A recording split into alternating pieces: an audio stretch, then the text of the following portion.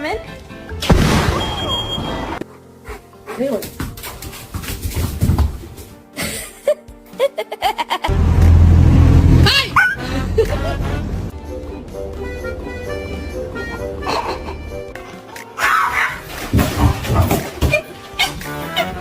Put your hands up.